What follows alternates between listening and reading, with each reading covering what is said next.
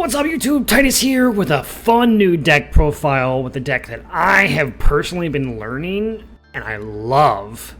Fluffal, Frightfur. This deck is so much fun.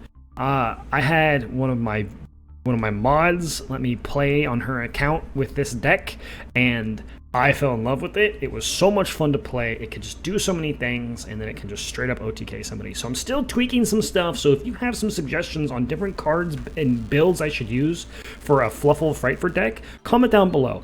But let's get into card by card here. We are going to do hand traps real quick first, and then we'll go over the rest of everything. So we're just going to play the standard 3 Max C, of course, probably best hand trap in this game because it lets you draw cards every time they special summon, and 3 Ash Blossom, and then the other disruption type card is your Lightning Storm. After all that, we are playing 1 cat. I like it, and it's cute. It's a cute little kitty. It just adds a polymerization back from the graveyard. We have wings. This card is insane when paired with Toy Vendor. So basically what happens is when this card is in the graveyard, it can send a set Toy Vendor.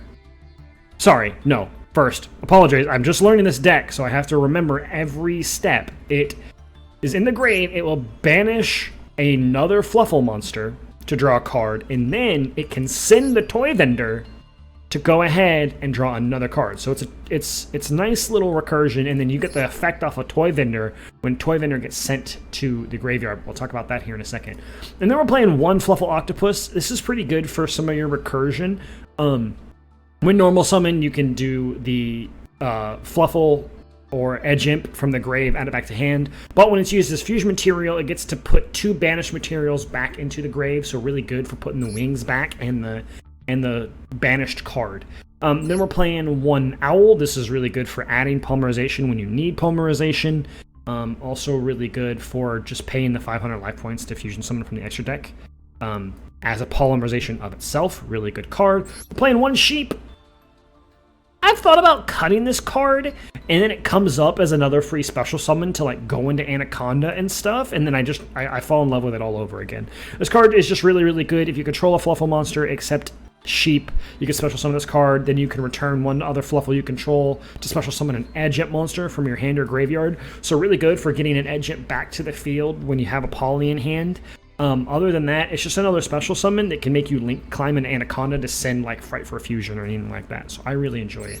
Edge Imp Sabers, I'm only playing 1. I've seen a lot of lists only play 1, and I think it's fine at 1. You really only use this to go into your Frightful Tiger. But it's a nice little thing where you can place a card back on top of your deck from your hand, and then you can special summon this, so a good way to just recur itself back out. I think 1 is fine. I only see myself going into Frightfur Tiger every so often, so it's good when you can just search it off of a couple other cards. Then you're playing 2 Bear. This card can be tributed from hand or sent from hand to go ahead and set a Toy Vendor directly. So really good for all of that. And then you can tribute this card, and then you can target the polymerization and add it to your hand from the grave. So really good for that poly recursion. I use it for the Toy Vendor effect more than anything else. It's just really good for setting the Toy Vendor, because Toy Vendor is such just a solid card. We have 2 Edge Imp Scythe. Again, if you play this deck, please comment down below and say if you play this at 2 or 3, because I'm thinking of bumping this card to 3 and putting like Edge Imp Chain down to 2, because I like being able to fusion summon on their turn, especially like when I can fusion summon into the Whale and pop a card that they play, and then Edge Imp Scythe is the one that's doing that. It will take the destruction effect, and so Whale stays on the field, and then I can continue to play on my turn, especially if I hit them at the right time, potentially to make a VFD. So I really like this card at 2, but I think I would rather play it at 3. But I haven't toyed with it yet. This deck hasn't let me down too much so far, so I like the ratios as of right now. We're playing 3 Fluffal Dog. When it's normal or special, you can add an Ed Imp Sabers or a Fluffal monster from your deck to your hand, so just good for your search ability, and really good to summon off of Penguin. So during your main phase, you can special summon another Fluffal monster from your hand, and then you just summon Fluffal Dog, and then you search an Edge Imp card like Sabers or chain, and you keep going with your advantage engine. So we're playing 3 chain. Card's really good. When you declare an attack, you can add another edge imp chain from your deck to your hand. Doesn't come up, but is actually useful. It's actually more useful than you think it would be. So I do like that effect, but really it's more when it gets sent as a fusion, you can add a Frightfur card from your deck to your grave, and that includes the Frightfur fusion and the 3 Frightfur patchwork that you play. And they're playing 1 dolphin. You can target a toy vendor in your graveyard and you set it, and if you do, send 1 Fluffal or Edge Sabers from your deck to the graveyard. So typically good for like sending Edge Imp Sabers, which is pretty good, to summon itself. I like it. It's good. It's good. Playing 3 Poly because we're a fusion deck, and then 1 Frightfur fusion. I like Frightfur fusion, but most of the lists I saw only play 1. You can grab it back with some of the other cards, but man, I'm very tempted to play this at 2. If it wasn't for the deck space, I would probably play more of this card. I think it's that good. But then you'd have to play more Octopus to do your advantage engine back from the banish zone, so 1 is probably the correct choice. We're playing 2 Foolish Burial Girds. This is just to send Toy Vendor, and really, if I could get away with it, I'd only play this at 1 and maybe even 0. You have 1, 2, 3, 4, 5 Toy Vendors technically in the deck. And well, I guess you don't have a lot of ways to send them, so maybe play this at 3. It's really good because you send the Toy Vendor, and then Toy Vendor gets to go ahead and add one of the Edge Imp Sabers or Fluffal monsters, so it adds the one that you need, depending on. And because you're playing more Fluffals than you are playing the Edge Imp Saber stuff, it's usually searching that. That's usually your limiting factor in the deck that I have found out. We're playing 3 Frightfur Patchwork. You can add the Edge Imp and a Poly, so it gets you your free fusion. And then we're playing the Frightfur Repair. I don't know if I like this card. The only time I've ever used this card is sending this card off of Whale and then using its graveyard effect to banish the card to special summon a Fluffal or Edge Up monster from the grave for some, or from the hand to do some plays. I haven't used it for its other effect where I activate it to summon one of the fusions. I usually send it and then activate it for an extension card. And I think that's what it's there for. It's just a reborn. It's a pretty good card. And then we have the 3 Toy Vendor. I don't understand. This card's crazy. I remember playing against this in a locals about a guy who played this deck, and this card baffles me. So once per turn, you discard a card, you draw a card, and then you show it. If it's a Fluffal monster, you special summon it. Otherwise, you discard it. If the card is sent to the graveyard, if this card is sent to the graveyard, not that card. If the Toy Vendor is sent to the graveyard, you can add an Edge Imp Sabers or Fluffal. It's not once per turn. It's not once per turn. It's crazy. It's so good that it's not once per turn. So like the Wings interaction with Bear and Foolish Burial Goods, you can add a bunch of cards by just sending Toy Vendors. The card's just nuts. I love it. This right here is why I play the deck. This card is just so good. For once you are on the advantage train, you never stop. And then I'm playing 2 Droplets. Because we're typically going second, we want to break boards. We can go first. If we have a good enough hand, we can make a VFD. This card's just good, but I'm thinking of cutting it for playing more impactful hand traps. When you're in humble brag, I guess, sorry. When you're in Plat 1, you kind of need it though, because VFD is a problem in Plat. In High Plat with Virtual World and some train decks that just turbo out VFD.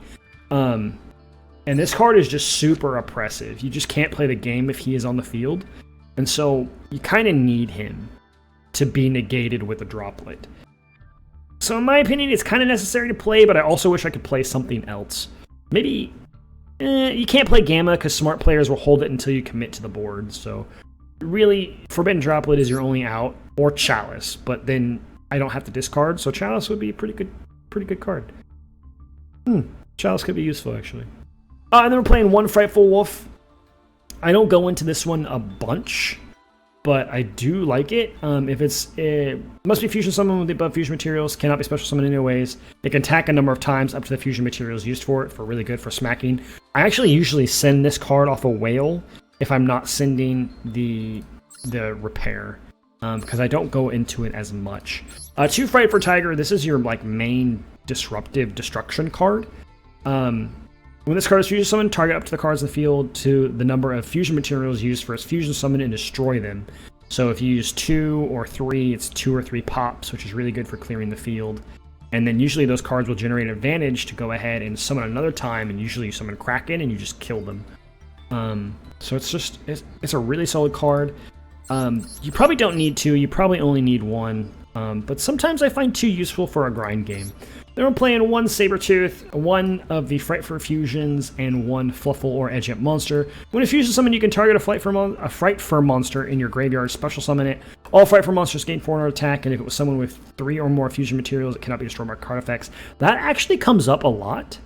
So what's really actually cool about it is you can use one of your fusions that are on the field already, and then 2 from hand, and then go ahead and special the 1 back from the field. And so you didn't really, you had a -1, but now you have a card that can't be destroyed by battle or card effects. So they have to figure out a different way. So it's really good for stalling, really good for attacking into things that you need to like suicide with, or just make Sabertooth really, really beefy. I really, really like this card. Now for the big boy, Kraken. It wins your games. It's like your main win con, in a sense. It just attacks twice, and you make it really big with Cruel Whale. And this card is just crazy. I love this card. And then, if that doesn't, like, make it even better, it can send a card to the graveyard. It targets and sends. Doesn't destroy, just targets and sends. And then it just can't attack directly. So if your opponent set up a pretty decent board, you can target 1 monster, send it, and then attack the other 2 that are less problematic. And then you clear the whole board. And so hopefully you have the advantage on the resource game at that point. And so it's an insanely good card. I, again, would almost cut the Tiger and play another Kraken. Just because I think it's that useful. And then we're playing 3 Cruel Whale. I'm playing 3 for, if you summon 2, you can have the VFD, the True King of All Calamities. It's also really useful for grinding when you need to attack over stuff and send things. It's probably the easiest one. And the target one of your cards to destroy and target one of their cards to destroy is really useful. Like activating Toy Vendor, then summoning Whale, target your Toy Vendor and their card, destroy them both, and then Toy Vendor searches. So you didn't really neg at all. It was a 1-for-1 exchange. It's just really, really good. I really like this card. And then of course it can send one of the, Frightfur cards from your deck or extra deck to the graveyard, and then it gains attack equal to half of the original attack of the monster. So this is really useful for Kraken because it goes up to 3,300, attacks twice, which is 6,600, and then you attack with Cruel Whale for 2,600, and that's game. So I really like it. Now, you'll have to forgive me for a little bit of the extra deck. I didn't want to invest in the extra deck a bunch, so I didn't make the Totally Awesome, and I didn't make the Bahamut Shark. Right now I'm just playing Bagooska, and a lot of people don't understand what Bagooska does. 2 level 4s, if it's an attack, only that card can be attacked. And it can't be destroyed by card effects. And then if it's in defense position, it turns all cards in the main monster zone into defense, and it negates their effects. So I played against a Sky Striker player that summoned Ray, and then it got sent into defense mode. Ray tributes for cost, but its effect is negated, so they just tributed their Ray for no reason. The card is really, really good. I actually like it. And then we have Zeus in case we ever attack with Bagooska to make Zeus. But really, Zeus could probably be cut for something else. And as I said, we have the True King of All Calamities if we can make the 2 Cruel Whale. But this card is crazy. Once per turn, detach 1 material from the card, declare an attribute. This turn, all face-up monsters in the field become that attribute. Also, all monsters in your opponent's possession with that attribute cannot attack, or cannot activate their effects or attack. And it stops your opponent from playing the game if they don't have an out. Usually what you do is you wait for them to commit to a summon so that they can't imperm or gamma you, so that they don't negate the effect. It's just a really impressive card. Virtual Ward plays this card. It's crazy. I would like to see it on the ban list in the OCG, but we'll see what happens. Then we're playing 1 Almirage in case we need to send some stuff to the grave. 1 Cross Sheep, 1 Verte Anaconda, and 1 Appaloosa, the goddess. I don't find myself going into Appaloosa, but it's just there for something in case we don't see a poly, but we see a bunch of our special summons. But if that's the case, usually what you can do, you can usually just go into Verte if you have a bunch of special summons. Go into Verte, and then go ahead and send a poly, And so it's really, Appaloosa is only really useful if you never see any of the edge imps and you see only Frightfur monsters. But this guy here is such a good card. It pays 2,000 life points, sends a fusion or polymerization spell, and so you can send Frightfur fusion or polymerization itself, and then it gets to use the monster's effect becomes that effect. So it has to be impermed, chalice, any kind of monster negate is how it gets dealt with. So I really enjoy playing this card in this deck for extending your plays. But let's go see a game, shall we?